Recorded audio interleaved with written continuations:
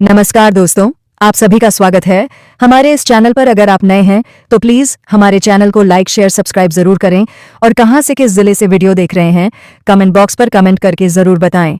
तो चलिए बढ़ते हैं आज की बड़ी खबर की ओर। प्रवर्तन निदेशालय ईडी को शराब घोटाले में पूर्व सीएम भूपेश बघेल के पुत्र चैतन्य के खिलाफ उनके करीबी लोगों से सुराग मिला। ईडी का दावा है कि पिछले काफी समय तक जांच करने, पूछताछ में मिली जानकारी और इनपुट जुटाने के बाद उनको गिरफ्तार किया।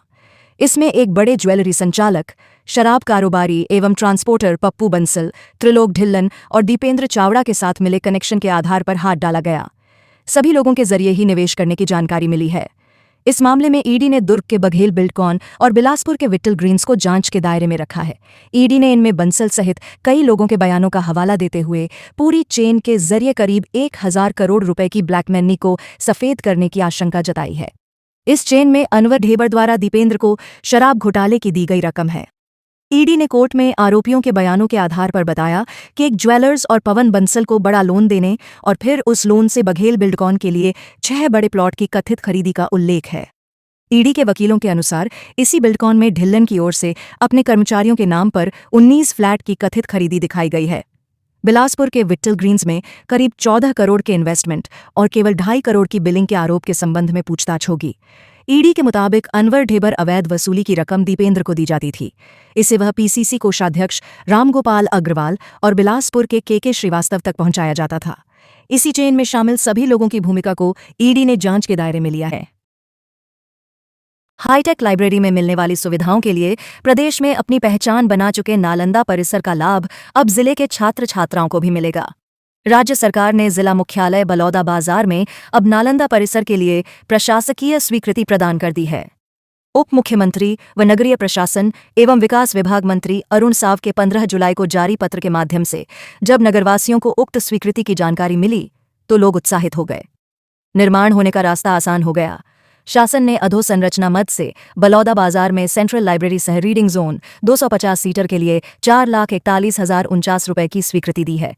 नगरवासियों ने उक्त स्वीकृति के लिए उप मुख्यमंत्री के साथ ही साथ नालंदा परिसर के लिए लगातार प्रयास कर रहे स्थानीय विधायक व कैबिनेट मंत्री टंकराम वर्मा के प्रयासों का भी आभार व्यक्त किया है। नालंदा परिसर के प्रारंभ हो जाने से अब छात्र छात्राओं को एक बेहतरीन लाइब्रेरी के साथ राष्ट्रीय एवं अंतर्राष्ट्रीय स्तर की प्रतियोगी परीक्षाओं की पुस्तकों का भी लाभ प्राप्त हो सकेगा। छुरा क्षेत्र की बहुप्रतीक्षित पीपरछेड़ी जलाशय योजना को लेकर किसानों के लिए बड़ी खुशखबरी सामने आई है। राज्य शासन द्वारा इस योजना को 84,94,06,000 रुपए की पुनरीक्षित प्रशासकीय स्वीकृति प्रदान की गई है। इस स्वीकृति से जलाशय के शीर्ष एवं नहर कार्यों को पूर्ण कर किसानों को स्थायी सिंचाई सुविधा उपलब्ध कराई जाएगी। यह योजना वर्ष 1977 से लंबित थी, जिसे राजम विधायक रोहित साहू ने मुख्यमंत्री छत्तीसगढ़ शासन से प्राथमिकता में लेते हुए अंतिम रूप दिया जा रहा है। योजना के अंतर्गत छुरा विकास खंड के 8 ग्राम पीपरछेड़ी, बिहावजोला, मडेली, खड़मा, कोरासी, कुरेकेरा, करकरा एवं रानी परतेवा की 1558 हेक्टेयर कृषि भूमि को सिंचाई सुविधा का लाभ मिले। बरसात के साथ जिले में मलेरिया, उल्टी, दस्त जैसी मौसमी बीमारियों का कहर तेजी से बढ़ रहा है।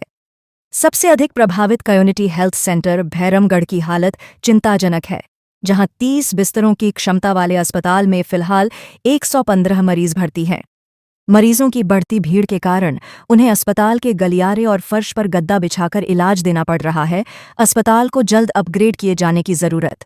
स्थिति की गंभीरता को देखते हुए ब्लॉक मेडिकल ऑफिसर डॉ रमेश तिग्गा ने खुद का कार्यालय खाली कर उसमें भी बेड लगवा दिए हैं। उन्होंने बताया कि रोजाना अस्पताल में 200 से 250 तक मरीज ओपीडी में पहुंच रहे हैं, जबकि 100 से अधिक मरीज इंडोर में भर्ती हैं। सबसे ज्यादा मलेरिया और उल्टी दस्त के मरीज सामने आ रहे हैं। ट्रेन की यात्रा होगी और अधिक सुरक्षित। दक्षिण पूर्व मध्य रेलवे द्वारा 1055 कोचों में लगेंगे सीसीटीवी। आरक्षित डिब्बों में 4 और अनारक्षित में 6 कैमरे लगेंगे। एआई से किया जाएगा सीसीटीवी कैमरों के डेटा का विश्लेषण। सुरक्षित और स्मार्ट रेलवे की परिकल्पना को साकार करने की दिशा में दक्षिण पूर्व मध्य रेलवे ने एक ठोस कदम उठाया है। यात्री सुरक्षा और निगरानी को सुदृढ़ बनाने के उद्देश्य से 1052 यात्री डिब्बों में अत्याधुनिक सीसीटीवी कैमरे लगाए जा रहे हैं। यह प्रयास तकनीकी उन्नयन और आधुनिक रेल सेवा की दिशा में एक महत्वपूर्ण उपलब्धि मानी जा रही है। दक्षिण पूर्व मध्य रेलवे के इस नवाचार से यात्रियों को अधिक सुरक्षित और भरोसेमंद माहौल मिलेगा। कैमरे विशेष रूप से डिब्बों के प्रवेश और निकास द्वारों के समीप लगाए जा रहे हैं, जिससे संदिग्ध गतिविधियों पर तुरंत नजर रखी जा सके। आरक्षित डिब्बों में 4 और अनारक्षित डिब्बों में 6 कैमरे लगाए जा रहे हैं। कैमरों की गुणवत्ता उच्च स्तर की है, जिससे कम रोशनी में भी स्पष्ट रिकॉर्डिंग संभव होगी। यह पहल माननीय प्रधानमंत्री के सुरक्षित और स्मार्ट रेलवे विजन के अनुरूप है, जिसके तहत रेलवे का तीव्र आधुनिकीकरण किया जा रहा है। छत्तीसगढ़ विधानसभा में आज जनविश्वास विधेयक ध्वनिमत से पारित हुआ। यह विधेयक राज्य में ईज ऑफ डूइंग बिजनेस और ईज ऑफ लिविंग की दिशा में एक महत्वपूर्ण कदम साबित होगा। इस ऐतिहासिक विधेयक का उद्देश्य अंग्रेजों के समय से चले आ रहे कई ऐसे कानूनों को संशोधित करना है जो नागरिकों और कारोबारियों द्वारा की गई छोटी मोटी त्रुटियों को भी आपराधिक कृत्य की श्रेणी में शामिल थे। मुख्यमंत्री विष्णुदेव साय ने इस विधेयक को विकसित भारत विकसित छत्तीसगढ़ की दिशा में एक महत्वपूर्ण कदम बताया है। उन्होंने कहा कि प्रधानमंत्री नरेंद्र मोदी के नेतृत्व में लाए गए भारतीय न्याय संहिता की तर्ज पर छत्तीसगढ़ अब मध्य प्रदेश के बाद दूसरा राज्य बन गया है जिसने जनविश्वास विधेयक पारित किया है। इस विधेयक का उद्देश्य राज्य में रोजगार व्यवसाय को आसान बनाने के साथ साथ गैर आपराधिक श्रेणी के मामलों में व्यापारियों एवं आम नागरिकों न्यायालयीन मुकदमे से संरक्षित करना और एक सुगम व्यावसायिक एवं जिम्मेदारीपूर्ण वातावरण तैयार करना है। यह विधेयक दंड देने के बजाय व्यवसाय को दिशा देने और ऐसी नीति बनाने में सहायक है जो व्यावहारिक और संवेदनशील हों। मुख्यमंत्री विष्णुदेव साय राज्य में चिकित्सा शिक्षा को बढ़ावा देने और चिकित्सकों की नई पीढ़ी के लिए सुलभ रास्ता तैयार करने को लेकर सचेत है। इसी कड़ी में स्वास्थ्य मंत्री श्याम बिहारी जायसवाल के मार्गदर्शन में चिकित्सा स्नातक पाठ्यक्रमों के लिए छात्र हित में नए नियम बनाए गए हैं, जो चिकित्सा स्नातक छात्रों के लिए ऐतिहासिक कदम है। यह नियम प्रवेश वर्ष 2025 के लिए है। इसके अनुसार चिकित्सा स्नातक, MBBS, BDS और BPT पाठ्यक्रमों में काउंसलिंग के लिए शासन द्वारा नवीन नियम संशोधन किए गए हैं। स्वास्थ्य विभाग द्वारा जारी निर्देशों के अनुसार इस वर्ष से काउंसलिंग प्रक्रिया में कुछ महत्वपूर्ण बदलाव किए गए हैं, जिससे विद्यार्थियों को अधिक सुविधा एवं पारदर्शिता मिलेगी। निजी चिकित्सा महाविद्यालयों के प्रबंधन कोटा एवं NRI कोटा में आरक्षित वर्गों SSC, ST, OBC की रिक्त सीटों के आवंटन में छत्तीसगढ़ मूल निवासी अभ्यर्थियों को प्राथमिकता दी जाएगी। पूर्व निर्धारित 2 वर्षों के स्थान पर अब न्यूनतम 1 वर्ष की बॉन्ड सेवा अवधि अनिवार्य की गई है। समस्त काउंसलिंग प्रक्रिया अब पूर्ण रूप से ऑनलाइन होगी। सीट आवंटन एवं प्रवेश की संपूर्ण प्रक्रिया ऑनलाइन माध्यम से संपन्न की जाएगी। काउंसलिंग के प्रत्येक राउंड में पंजीयन की सुविधा उपलब्ध रहेगी। छत्तीसगढ़ के राज्यपाल और कुलाधिपति रमेन डेका ने शैक्षणिक गुणवत्ता को बेहतर बनाने के लिए कुलपतियों से 2 माह के भीतर रोड मैप मांगा है। उन्होंने आज शनिवार को राजभवन में कुलपतियों के साथ विचार विमर्श कर छात्रों के हित के लिए आवश्यक मार्गदर्शन दिया। बैठक में राज्यपाल के सचिव डॉ.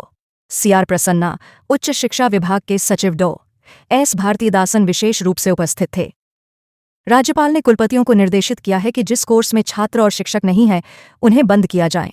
उन्होंने निजी विश्वविद्यालयों के कुलपतियों से कहा कि वे मैनेजमेंट के साथ बैठक कर गुणवत्ता सुधार की कार्य योजना बनाकर सितंबर माह में उपलब्ध कराएं। उन्होंने विश्वविद्यालय अनुदान आयोग के मापदंडों एवं नियमों का KDDI से पालन करने के निर्देश दिए।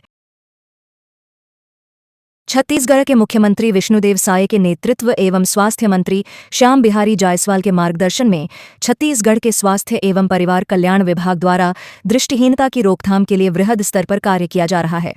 दृष्टिहीनता के प्रमुख कारणों में से एक मोतियाबिंद है, जो सामान्यतः एक आयुजन्य नेत्र रोग है। एक निश्चित आयु के पश्चात इसका होना सामान्य माना जाता है, किंतु इसका ऑपरेशन कर दृष्टि पुनः प्राप्त की जा सकती है। इसके उपचार हेतु गुणवत्तापूर्ण निःशुल्क नेत्र ऑपरेशन की सुविधा राज्य के 25 जिला चिकित्सालयों एवं 10 चिकित्सा महाविद्यालयों सहित कुल 43 स्वास्थ्य संस्थानों में उपलब्ध है, जहां नियमित रूप से नेत्र ऑपरेशन किए जा रहे हैं। राज्य में अप्रैल 2024 से मार्च 2025 तक 1,45,580 तथा अप्रैल 2025 से जून 2025 तक 27,245 मोतियाबिंद ऑपरेशन सफलतापूर्वक किए गए हैं। प्रदेश में भारत सरकार की महत्वाकांक्षी राष्ट्रीय नेत्र ज्योति योजना संचालित है, जिसके अंतर्गत सभी जिलों को cataract blindness backlog free status CBBFS प्रदान किया जाना है। इस योजना के अंतर्गत दोनों आंखों में मोतियाबिंद से दृष्टिहीन रोगियों की पहचान कर प्राथमिकता के आधार पर ऑपरेशन द्वारा उन्हें दृष्टिहीनता से मुक्त किया जाता है।